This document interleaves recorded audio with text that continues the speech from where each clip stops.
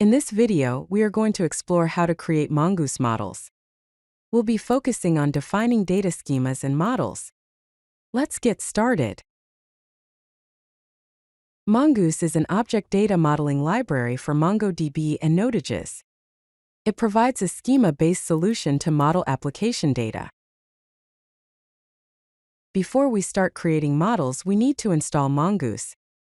To install Mongoose, use the command npm install mongoose.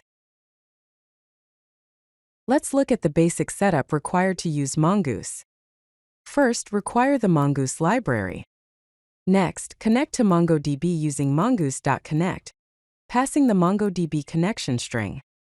Store the connection in a constant named DB. Listen for errors on the database connection, and also listen for an open event which indicates successful connection with the database. A schema defines the structure of the documents that will be stored in a MongoDB collection. It specifies the data types of the fields, sets validation rules, and can also provide default values.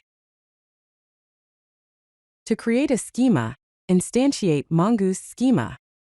Here we are creating a user schema with fields like name, email, age, and created at. The type field specifies the data type. Required indicates whether the field is mandatory, unique enforces unique values, and default sets a default value if none is provided. Once you have a schema, you need to compile it into a model. Use mongoose.model, passing the model name, which is user, and the schema we want to use, which is user schema. Now that we have a model, let's see how to use it. First, create a new user object by instantiating the user model with the required data, such as name, email, and age. Then, save the new user to the database using the save method.